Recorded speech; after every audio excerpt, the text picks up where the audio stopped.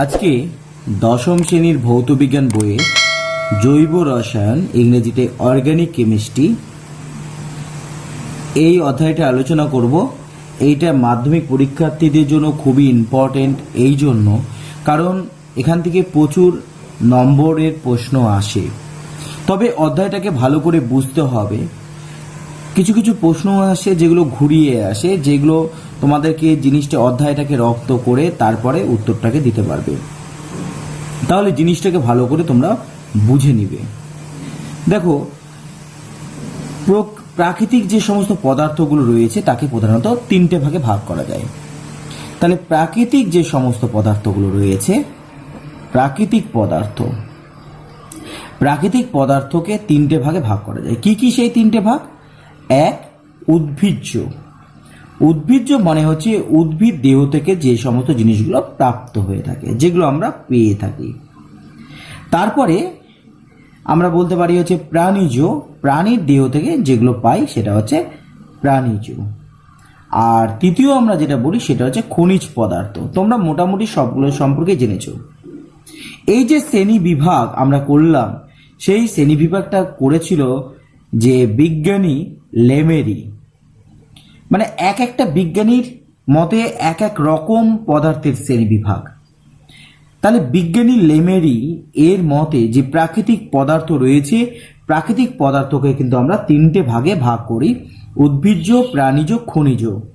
যে সমস্ত পদার্থ উদ্ভিদ থেকে পাওয়া যায় সেটা উদ্ভিজ্জ, যেটা প্রাণী থেকে পাওয়া যায় সেটা হচ্ছে প্রাণীজ, এবং খনিজ হচ্ছে যেগুলো খনি থেকে পাওয়া যায় তাকে বলা হয় থাকে খনিজ। তো তারপরে যখন পরীক্ষা নিরীক্ষা করা হলো, তখন দেখা গেল এই উদ্ভিজ্জ এবং প্রাণীজর যে মেন উপাদানগুলো মোটামুটিভাবে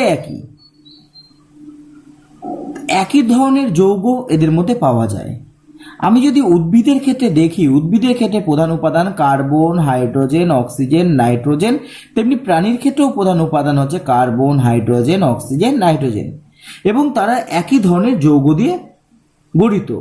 তাই জন্য পরবর্তী ক্ষেত্রে প্রাকৃতিক পদার্থকে এই শ্রেণীবিন্যাস, এই ক্লাসিফিকেশনটাকে বাদ দিয়ে এটি নতুনভাবে গ্রহণ করা হয়েছিল। তাহলে এটা প্রাকৃতিক পদার্থকে আমরা কি দেখছি না, দুটো ভাগে ভাগ করা হলো।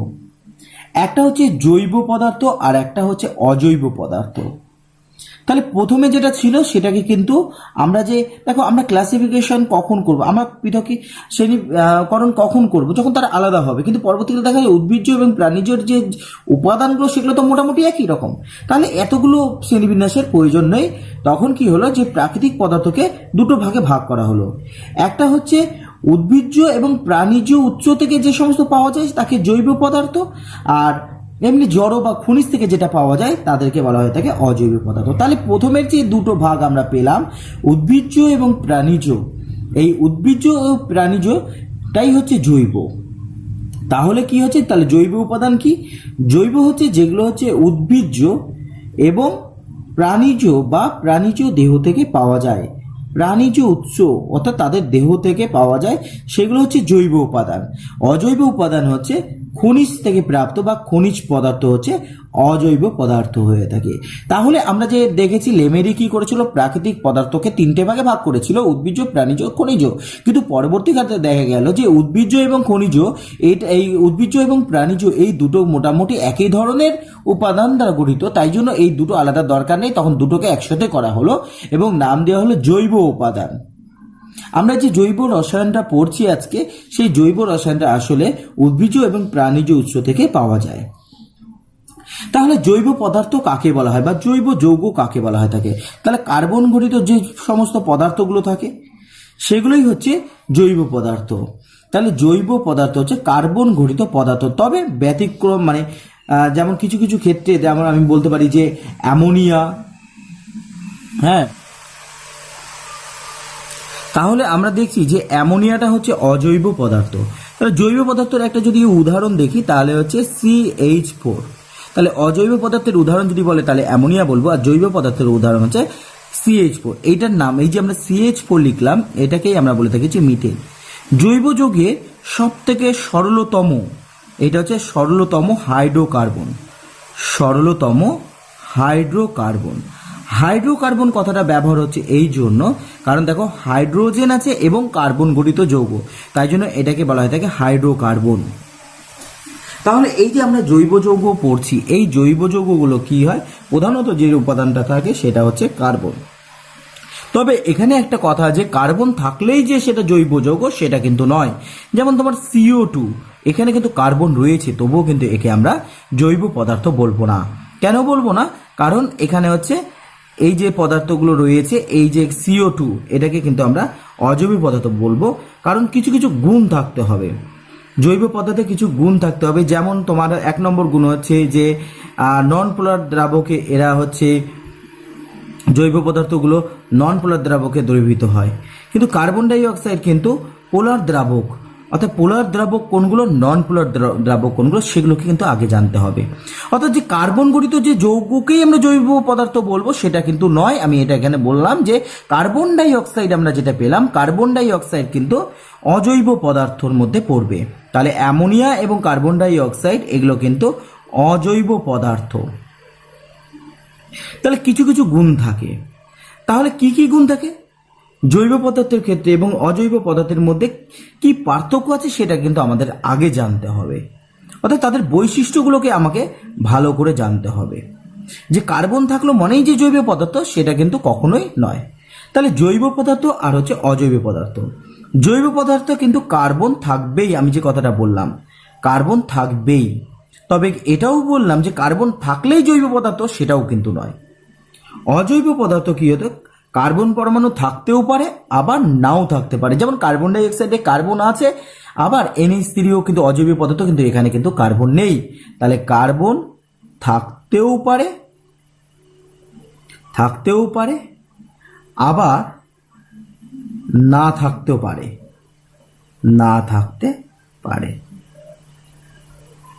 আর কি হতে পারে, আমি বললাম যে দ্রাবক, পোলার দ্রাবক আর নন পোলার দ্রাবক। পোলার দ্রাবক কোনগুলো, যে জলকে আমরা পোলার দ্রাবক বলে থাকি।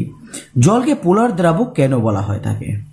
পোলার মনে হচ্ছে, দেখো জলের মধ্যে যদি আমরা দেখি, জলের মধ্যে কি হয়ে থাকে না H+ আর OH- এই দুটো আলাদা আলাদা আয়ন থাকে, তাই জন্য একে আমরা বলে থাকি হচ্ছে পোলার দ্রাবক।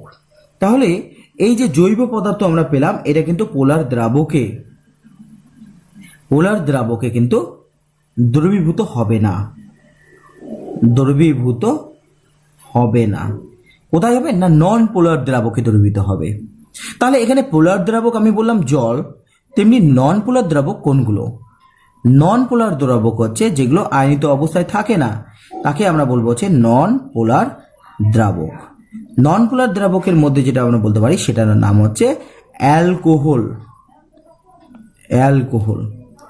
আর অজৈব পদার্থগুলো সাধারণত পোলার দ্রাবকে দ্রবীভূত হতে পারে। তাহলে একটা জিনিস আমরা বুঝতে পারলাম যে দ্রাব্যতা দিয়েও আমরা কিন্তু জৈব পদার্থকে শনাক্তকরণ করতে পারি। যে কার্বন থাকলে মনেই যে সে হচ্ছে জৈব পদার্থ সেটা নয়। আমার দেখতে হবে যে সেটা কি পোলার দ্রাবকে দ্রবীভূত হচ্ছে না নন পোলার দ্রাবকে দ্রবীভূত হচ্ছে। যদি পোলার দ্রাবকে দ্রবীভূত হয় তাহলে অজৈব পদার্থ, যদি নন পোলারে দ্রবীভূত হয় তাহলে হচ্ছে জৈব পদার্থ। এছাড়া আরও কিছু পার্থক্য রয়েছে। যেমন জৈব পদার্থের ক্ষেত্রে দেখব স্ফুটনাঙ্ক এবং গলনাঙ্কটা কম হয়ে থাকে। তাহলে গলনাঙ্ক ও স্ফুটনাঙ্ক কিন্তু কম হয়ে থাকে, আর এর ক্ষেত্রে কিন্তু স্ফুটনাঙ্ক গলনাঙ্কটা কিন্তু অনেক বেশি হয়ে থাকে। তারপরে আমরা দেখলাম যে এখানে ক্যাটিনেশন ধর্ম থাকে, এখানে সমবয়তা লক্ষ্য করা যায়। আমি এগুলো পরে আলোচনা করব যে সমবয়তা কাকে বলে। তাহলে সমবয়তা থাকে এখানে, কিন্তু যে অজৈব পদার্থে সমবয়তা থাকে না। তাহলে এইটা কিন্তু তোমাদের HW থাকলো, যে অজৈব এবং জৈব পদার্থের মধ্যে পার্থক্য। তাহলে আশা করি তোমরা জৈব এবং অজৈব পদার্থের মধ্যে পার্থক্য করতে পারবে। আচ্ছা, এইবার যে কথাটা বলছিলাম যে সমবয়তা কাকে বলা হয়? সমবয়তা হচ্ছে যখন একাধিক পরমাণু কি হয়ে থাকে, বিভিন্ন রূপে অবস্থান করে থাকে। কোনো যৌগ, ধরো একটা উদাহরণ আমি দিই তাহলে ভালো হবে, যে CH3CH2OH, এটার মধ্যে দেখো কতগুলো কার্বন রয়েছে, দুটো কার্বন রয়েছে। হাইড্রোজেন কতগুলো রয়েছে? 3 2 5 একে 6টা হাইড্রোজেন রয়েছে আর অক্সিজেন রয়েছে একটা। আবার দেখো আমি যদি এটাকে এইভাবে লিখি CH3O CH3, দেখো এখানে 2টো কার্বন রয়েছে, 6টা হাইড্রোজেন রয়েছে, একটা অক্সিজেন রয়েছে।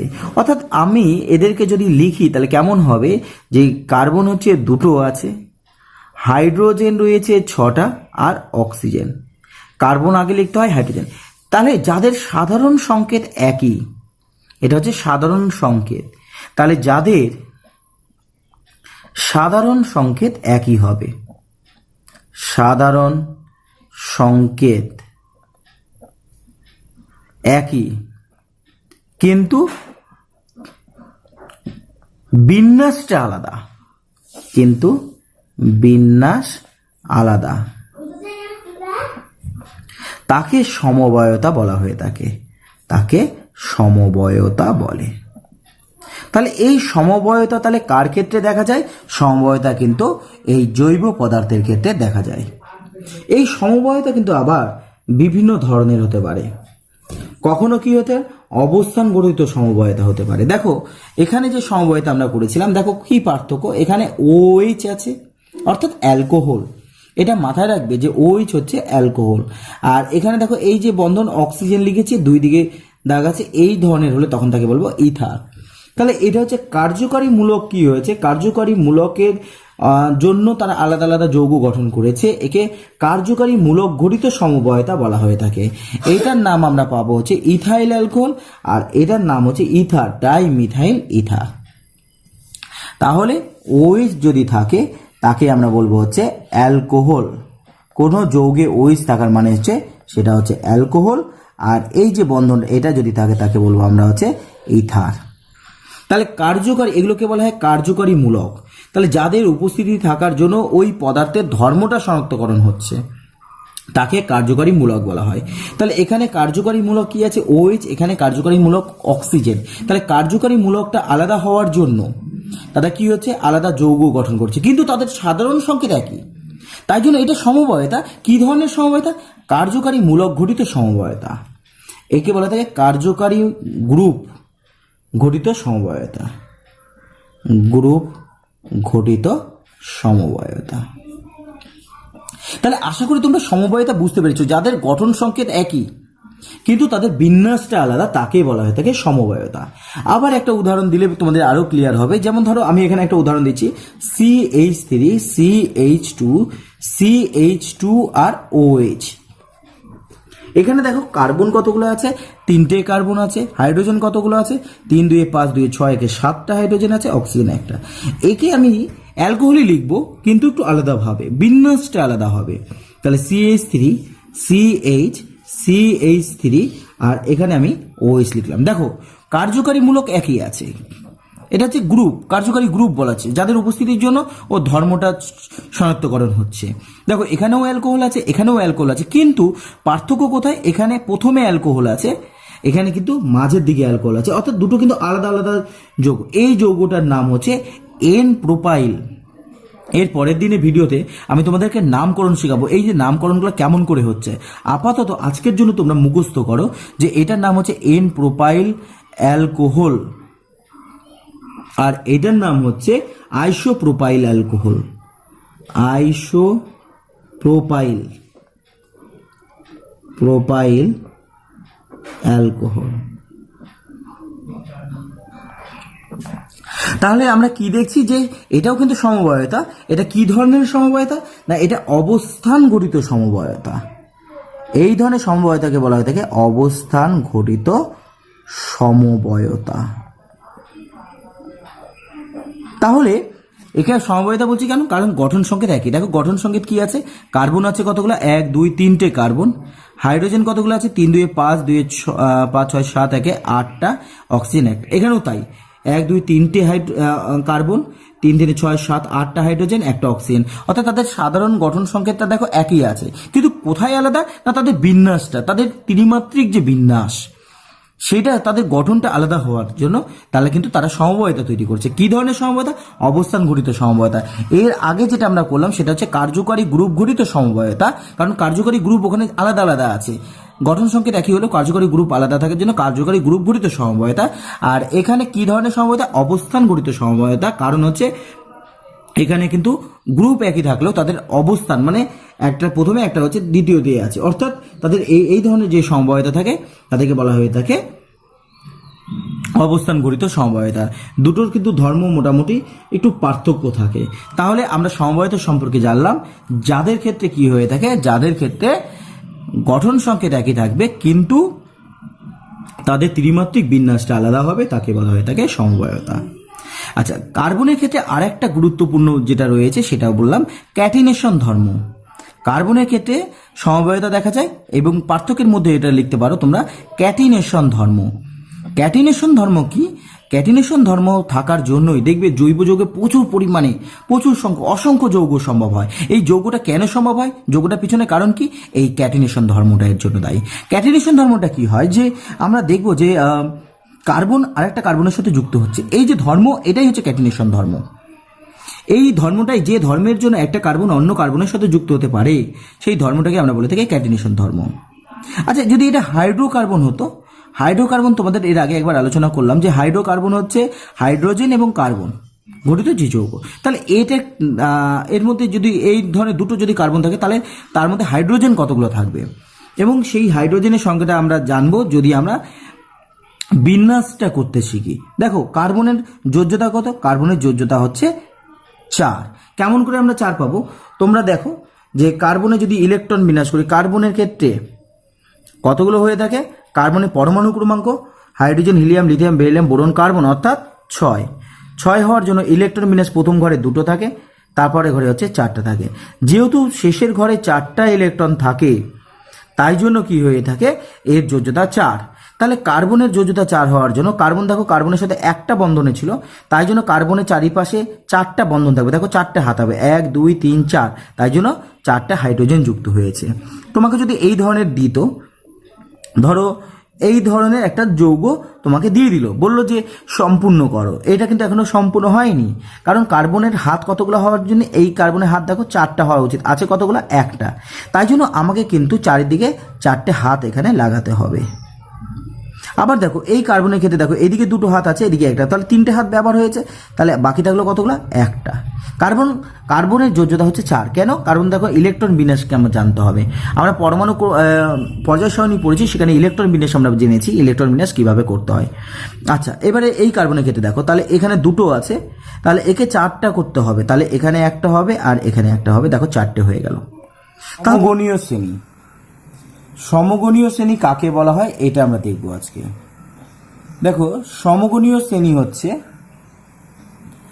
যে একই ধরনের সাধারণ সংকেত বিশিষ্ট, একই ধরনের সাধারণ সংকেত এবং যাদের মধ্যে পাশাপাশি দুটো যৌগের মধ্যে পার্থক্য CH2 হয়, তাদেরকে আমরা বলে থাকি সমগণীয় শ্রেণী। যেমন তোমাদের সিলেবাসে যদি 3টে রয়েছে, অ্যালকেন, অ্যালকিন, অ্যালকাইন, তাহলে অ্যালকেন, অ্যালকিন ও অ্যালকাইন। তো অ্যালকেন কি? অ্যালকেনের যদি সাধারণ সংকেত আমরা দেখি তাহলে হচ্ছে CnH2n+2। অ্যালকিন যদি আমরা দেখি, অ্যালকিন হবে হচ্ছে CnH2n। অ্যালকাইনের হচ্ছে CnH2n-2। এছাড়াও তোমাদের আরও কতগুলো জানতে হবে, সেটা যেমন হচ্ছে অ্যালকোহল। অ্যালকোহলের যদি আমরা সাধারণ সংকেত আমরা দেখি সেটা হবে হচ্ছে CnH2n+2O। তারপরে অ্যালডিহাইড পাবো, অ্যালডিহাইডের ক্ষেত্রে যদি আমরা দেখি সেটা হচ্ছে CnH2nO। এগুলো হচ্ছে সাধারণ সংকেত। দেখো অ্যালকেন বললাম, অ্যালকেনের যদি মান এই যে এন এর মান যদি 1 হয় তখন তাকে আমরা বলবো হচ্ছে, এন এর মান যদি 1 হয় তখন দেখো কি দাঁড়াবে, এখানে 1 হয়ে গেল আর এখানে হচ্ছে 1 মানে 2 একে 2 আর একে 2 4, এটাকে বলবো মিথেন। তাহলে এক কার্বন যুক্ত হলে তাকে হচ্ছে মিথ বলবো। অ্যালকেনের নামকরণগুলো এইভাবে হয়, এক হলে মিথ, 2 হচ্ছে ইথ, 3 হচ্ছে প্রোপ, এইরকমভাবে নামকরণ হবে। তাহলে 2 হলে কি হবে, 2 যদি হয় তাহলে হচ্ছে এখানে যদি 2 হয় তাহলে C2 হবে H, 2 দুগুণি 4 প্লাস হচ্ছে 6। N যদি 3 হয় তাহলে কি হবে, এখানে 3 চলে আসবে, C3H, তাহলে 3 দুগুণি 6 আর 2 হচ্ছে 8 হবে। তাহলে আমি বললাম একটা কার্বন যদি যুক্ত হয়, এই নামকরণ আমি পরে আলোচনা করব, ইউপ্যাক নামকরণ বলা হয়ে থাকে। ইউপ্যাক নামকরণে কি হয়ে থাকে, যদি কার্বন যদি একটা হয় তখন সেখানে বলবে মিথ, কার্বন যদি দুটো হয় তাহলে হবে ইথ, কার্বন যদি 3 হয় প্রোপ। এইভাবে নামকরণগুলোকে করতে হবে।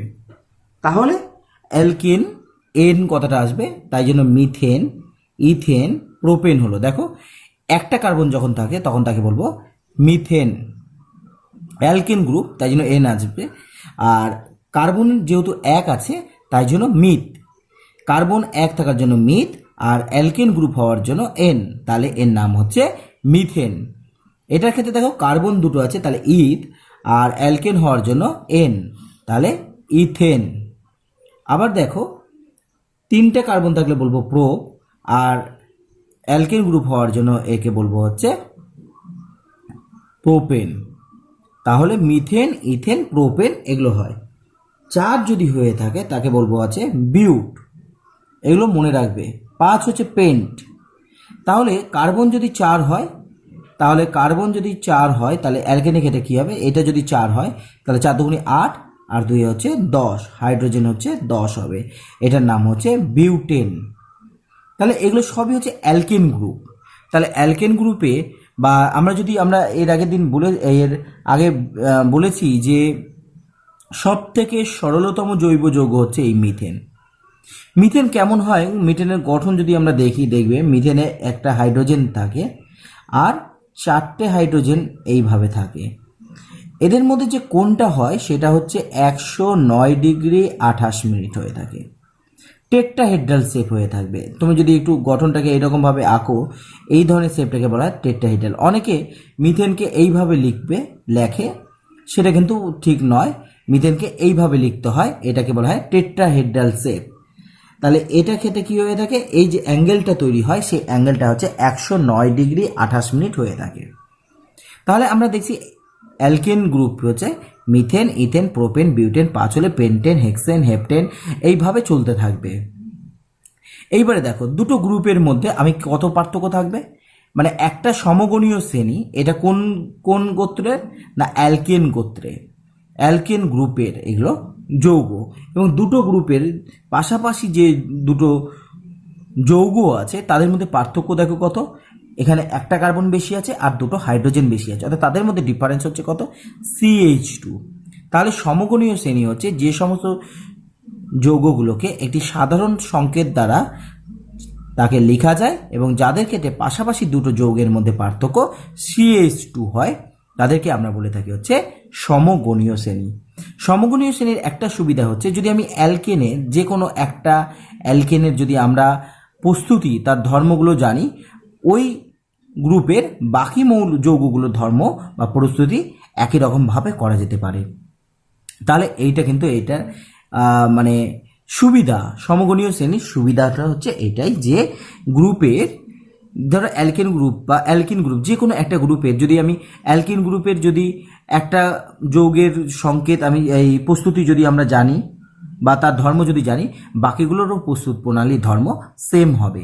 তাই জন্য এটাই সুবিধা, বারবার আলাদা করে মিথেন, ইথেন, প্রোপেন, বিউটেনের ধর্ম মনে রাখার দরকার নেই। আমরা কি করব না, অ্যালকেনের শুধু যদি অ্যালকেনের ধর্ম এবং তার প্রস্তুত প্রণালী মনে রাখি, তাহলে ওটাই সবার ক্ষেত্রে কিন্তু প্রয়োগ করা যেতে পারে। এইটা একটা সুবিধা। আচ্ছা, আমি যেটা তোমাদের বলেছিলাম যে সিলেবাসে 3টে রয়েছে, অ্যালকেন, অ্যালকিন আর অ্যালকাইন। এদের মধ্যে পার্থক্য কি, তোমরা যদি দেখো অ্যালকেনের ক্ষেত্রে মিথেন যদি আমরা করেছি যে সবগুলো বন্ধনই কিন্তু সিঙ্গেল বন্ধন, এক বন্ধন যুক্ত হয়ে থাকে, তাহলে মিথেন হচ্ছে এক বন্ধন যুক্ত হয়ে থাকে, সবগুলো এক বন্ধন। তাহলে এই ধরনের যৌগগুলোকে আমরা বলে থাকি সম্পৃক্ত যৌগ। তাহলে জৈব যৌগের মধ্যেও ভাগ আছে, সম্পৃক্ত যৌগ কারা? যে সমস্ত যৌগে প্রতিটা বন্ধন হচ্ছে এক বন্ধন প্রকৃতির হয় তাকে সম্পৃক্ত যৌগ বলা হয়ে থাকে। যেমন মিথেন, তাহলে অ্যালকেন কিন্তু সম্পৃক্ত যৌগ। অ্যালকিন হচ্ছে, অ্যালকিনের যদি একটা গঠন আমরা করি, অ্যালকিন দেখো CnH2n আমরা বলেছি, CnH2n। আমি যদি এক দেখি, এক এখানে কিন্তু হলে কি হবে, সি হবে মানে এক, আর এখানে H2। আমি কি বললাম, আমি তোমাদের একটা জিনিস বলেছি যে সব থেকে সরলতম হচ্ছে CH4, ওর থেকে সরলতম নাই, তাহলে এই যৌগটার অস্তিত্ব নেই। তাহলে এখানে কিন্তু দুটো হতে হবে মিনিমাম, এক হবে না। অ্যালকিন কখনো এক হবে না, দুই হবে। তাহলে এখানে যদি দুই হয়, দুই লিখলাম, তাহলে দুই দুগুণে হচ্ছে 4, তাহলে C2H4 হয়ে গেল। তাহলে এই যে যৌগটার নাম, এই যৌগটার নাম হচ্ছে ইথিলিন।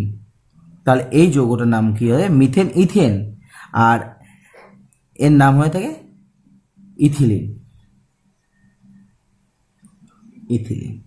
তাহলে এর গঠনটা কেমন হবে? আমরা দেখেছি যে কার্বনের ক্ষেত্রে দুটো কার্বন আছে, আমি দুটো কার্বন লিখলাম। আচ্ছা, এইবারে দেখো হাইড্রোজেন কতগুলো আছে, হাইড্রোজেন 4টা, তাহলে একে আমি দুটো বসাবো, আর এই কার্বনের ক্ষেত্রে আমরা দুটো বসাবো। কিন্তু দেখো আমি কি বলেছিলাম, কার্বনের ক্ষেত্রে কিন্তু 4টা হাত আছে, যোজ্যতা 4 আছে, কিন্তু এখানে 1 2 3টে যোজ্যতা আছে, তাই জন্য এখানে কিন্তু একটা যোজ্যতা বসাতে হবে। তাহলে সংকেত কেমন হলো না, এই ধরনের সংকেত হলো। এবং এই সংকেতের ক্ষেত্রে দেখো একটা ডবল বন্ধন, দ্বিবন্ধন আছে, এই জন্য এই ধরনের যৌগগুলোকে আমরা অসম্পৃক্ত যৌগ বলে থাকি। একে আমরা বলবো হচ্ছে অসম্পৃক্ত যৌগ। তাহলে অ্যালকিন হচ্ছে একটা অসম্পৃক্ত যৌগ, যার মধ্যে কি রয়েছে, যার মধ্যে দ্বিবন্ধন বর্তমান হয়ে থাকে। তাহলে এক বন্ধন যদি থাকে তাহলে সম্পৃক্ত, দ্বিবন্ধন বা ত্রিবন্ধন এগুলো যদি থাকে তখন তাকে বলবো অসম্পৃক্ত যৌগ। এইবারে বললাম অ্যালকাইন। অ্যালকাইনের ক্ষেত্রে যদি আমরা দেখি CnH2n-2 হবে। আমি কি বলেছিলাম, অ্যালকেনের ক্ষেত্রে এক হয়, কিন্তু বাকির ক্ষেত্রে কিন্তু এক হবে না, কারণ সরলতম কিন্তু মিথেন। তাহলে এখানে 2 হতে পারে। তাহলে কার্বন যদি 2 হয় না, এন যদি 2 হয়, 2 দুগুণে 4, 4 থেকে 2 বাদ দাও, তাহলে হচ্ছে 2 হলো। তাহলে এর গঠনটা কেমন হবে, এখানে তাহলে দুটো কার্বন আমি লিখলাম, হাইড্রোজেন দুটো আছে, একটা হাইড্রোজেন এই পাবে, একটা হাইড্রোজেন একে দেওয়া হবে। এবং তাহলে আমরা কি পাবো, দেখো কার্বনের 4টা যোজ্যতা হওয়ার কথা, কিন্তু এখানে একটা যোজ্যতা আছে, তাহলে বাকি 3টে কিন্তু এখানে বন্ধন। তাহলে এটা হচ্ছে ত্রিবন্ধনযুক্ত যৌগ, এবং এর নাম হচ্ছে অ্যাসিটিলিন। এই যৌগটার নাম হচ্ছে অ্যাসিটিলিন। এটাও কিন্তু একটা অসম্পৃক্ত যৌগ, এটা হচ্ছে অসম্পৃক্ত যৌগ। এটা কোন ক্যাটাগরির, কোন গোত্রের? সমগণীয় শ্রেণী হচ্ছে অ্যালকাইন। এর মধ্যে কি রয়েছে, ত্রিবন্ধন রয়েছে। পরীক্ষায় প্রশ্ন দেয় একটি দ্বিবন্ধনযুক্ত যৌগের নাম ইথিলিন, একটি ত্রিবন্ধনযুক্ত যৌগের নাম অ্যাসিটিলিন। এর আগের দিন আমরা যে জিনিসটা শিখেছিলাম যে কিভাবে আমাকে এই করতে হয়, যে কার্বনের যোজ্যতা 4 দিয়ে, সেটাতে কিন্তু এখানে দেখো আমার কাজে লেগে যাচ্ছে। সেই আইডিয়াকে কাজে লাগিয়ে আমি বুঝতে পারছি যে এই যে যৌগটা, এটা কিন্তু ত্রিবন্ধন প্রকৃতির হয়ে থাকে। তাহলে এগুলো হচ্ছে অসম্পৃক্ত যৌগ। তাহলে আমি যদি জৈব যৌগকে ভাগ করি, দুটো ভাগে ভাগ করা যেতে পারে। একটা হচ্ছে সম্পৃক্ত যৌগ, যার মধ্যে শুধুমাত্র এক বন্ধনই বর্তমান থাকে, কোনো দ্বিবন্ধন বা ত্রিবন্ধন থাকে না, তাকে সম্পৃক্ত যৌগ বলা হয়। আর কোনো যৌগের মধ্যে, কোনো জৈব যৌগের মধ্যে যদি দ্বিবন্ধন বা ত্রিবন্ধন থাকে, তখন তাকে অসম্পৃক্ত যৌগ বলা হয়ে থাকে। আমি কিভাবে এই দুটোকে আলাদা করতে পারবো, কিভাবে সম্পৃক্ত এবং অসম্পৃক্তকে আলাদা করতে পারি, সেটা একটু দেখবো আমরা। সম্পৃক্ত আর অসম্পৃক্তকে কিভাবে আলাদা করতে পারি। দেখো সম্পৃক্ত যৌগ যদি আমরা দেখি, কি বললাম না, CH4 হচ্ছে একটা সম্পৃক্ত যৌগ। অসম্পৃক্ত যৌগ কি হবে, অসম্পৃক্ত যৌগ দেখলাম ইথিলিন হতে পারে বা অ্যাসিটিলিন। আমি ইথিলিনকে লিখলাম, তাহলে ইথিলিনকে কিভাবে লিখতে পারি, এখানে CH2 ডবল বন্ড CH2 লিখলাম। এইবারে আমি কিভাবে তাকে শনাক্তকরণ করব, পৃথকীকরণ কিভাবে করব। দেখো এইবারে যদি আমি দুটোর মধ্যেই KMnO4 যদি দিয়ে দিই, KMnO4 বা KMnO4ও দিতে পারি, বা ব্রোমিন জল যদি দিই, ব্রোমিন জল, আমরা জানি ব্রোমিন জল কী বর্ণের হয়ে থাকে, ব্রোমিন জল কিন্তু লাল বর্ণের হয়ে থাকে। তাহলে আমি মিথেনের মধ্যেও ব্রোমিন জল দিলাম বা পটাশিয়াম পারম্যাঙ্গানেট দিলাম, বা আমি এই যে ইথিলিন আছে, ইথিলিনের মধ্যেও আমি কি হয় ব্রোমিন জলকে দিয়ে দিলাম। ব্রোমিন জলটাই দিই, তাহলে তোমাদের বুঝতে সুবিধা হবে। আমি তাহলে এখানেও ব্রোমিন জল দিলাম, এখানেও ব্রোমিন জল, কিন্তু মিথেন ব্রোমিন জলের সাথে বিক্রিয়া করবে না। বিক্রিয়া না করার ফলে কি হবে, বিক্রিয়া করবে না, বিক্রিয়া করবে না বলে তাই জন্য বর্ণ চেঞ্জ হবে না। কিন্তু এই ক্ষেত্রে দেখো, জল তো বর্ণহীন, আমরা জানি জলের মধ্যে ব্রোমিন আছে তাই জন্য জলটা লাল। এইবারে যদি কি হয়, এইবারে যদি আমি এর সাথে এই যৌগটার সাথে যদি আমি বিক্রিয়াটা করাই ব্রোমিনের জলের সাথে, তাহলে কি হবে দেখো, এই ব্রোমিন জলের মধ্যে ব্রোমিন আছে, এই ব্রোমিনটা কি হবে, এই যে ইথিলিনের সাথে যুক্ত হয়ে ব্রোমাইড তৈরি করবে। এর যে সম্পৃক্ততা আছে সেই সম্পৃক্ততাকে শেষ করে দিবে, অর্থাৎ এই যে ডবল বন্ধন সেটাকে ভেঙে দিবে।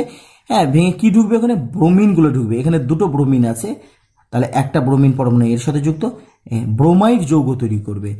আর কি হবে, এবার দেখো জলের মধ্যে কিন্তু আর ব্রোমিন থাকলো না। জলের মধ্যে ব্রোমিন ছিল বলে জলটা লাল ছিল, জলের মধ্যে ব্রোমিন কিন্তু এবার নেই, ব্রোমাইড যৌগ তৈরি হয়েছে, শুধু জল আছে। তাই জন্য এই যে বিক্রিয়াটা, এই যে ব্রোমিন জল, সেটা জলটা কিন্তু বর্ণহীন হয়ে গেল। এই বর্ণহীন দেখে কিন্তু আমি কিন্তু সম্পৃক্ত এবং অসম্পৃক্ত যৌগের মধ্যে পার্থক্য করতে পারি। তাহলে তোমাদের একটা হোমওয়ার্ক আমি দিয়ে দিচ্ছি। হোমওয়ার্কটা হচ্ছে, ধরো একটা যৌগ আমি দিয়ে দিলাম